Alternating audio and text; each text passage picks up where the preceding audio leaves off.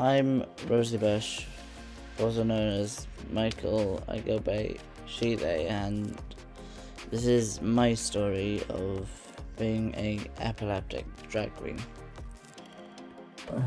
My name is Michael, but I mainly go by Rosie.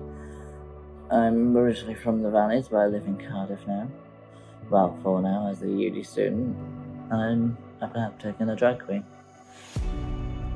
Main struggles mainly are basically they can happen whenever, especially my one anyway, because there are many types of epilepsy. My one just happens to be when I'm just all of a sudden absent, so mine are basically called absent seizures, and there's the fact of I can be there 1 minute and the next minute I'll be on the floor for 5 minutes, and the next thing I know I'm waking up in the hospital bed. But also also the fact of I take the highest dosage of medication for my epilepsy, which is sodium valproate, which is 1,200.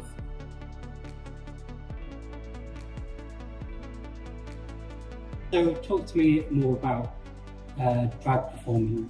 Where do you find struggles when you're performing in drag?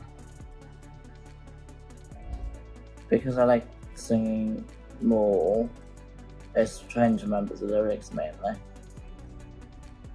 And because with epilepsy, it tends to be we're more forgetful of what we say, or well, what we actually remember. Because basically, I remember what I did before the fit, but I can't remember anything during, because I'm not in the room.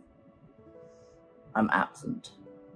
So what do you find helps, and how does drag help you to escape from?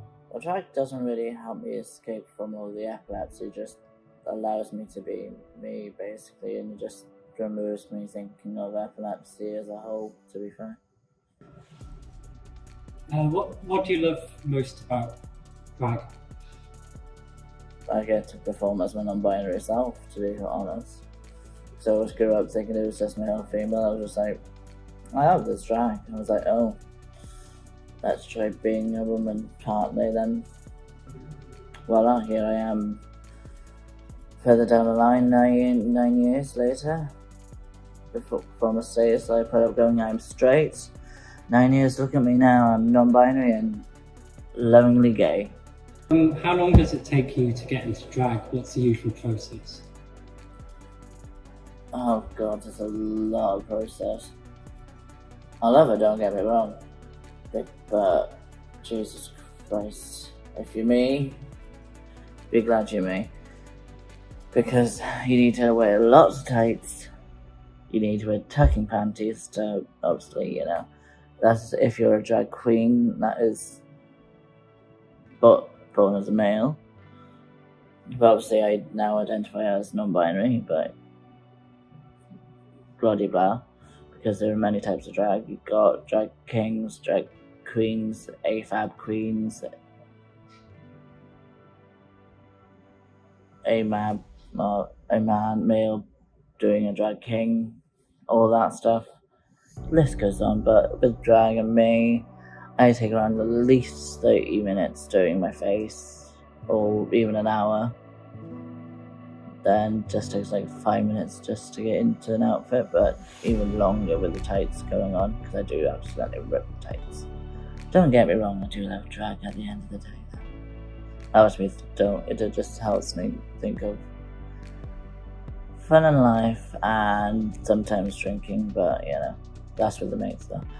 Just because obviously the heels are a pain in the... But drag's lovely. I also had time to sit down with a friend who also suffers with epilepsy, but is a trans drag queen.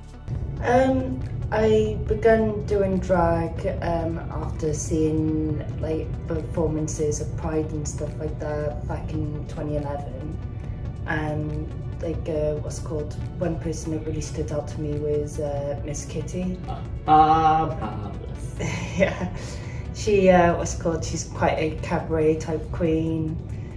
really flamboyant, and I just loved the essence that she gave. So basically, like, drag has helped me in a lot of ways, but how has it helped you to get where you are in life? I would say drag has helped me get where I am in life, because when I started doing drag, it was sort of like a push to help me explore my femininity, being a trans woman, and sort of exploring that side of myself, obviously from art to real life, and seeing things from a different perspective. Like, obviously drag is like more performance and stuff like that, and real life is real life. And I think that sort of looking at different perspectives of my life and then pursuing that forward really helped in the sense of like seeing myself as not only just like a fully feminine being, but also, yes, I am a trans woman, but I can also explore like different sides of myself, whether that's more feminine or more masculine as well. And then obviously, both of us, what have we always been influenced by, and like, but how has drag influenced your life, basically?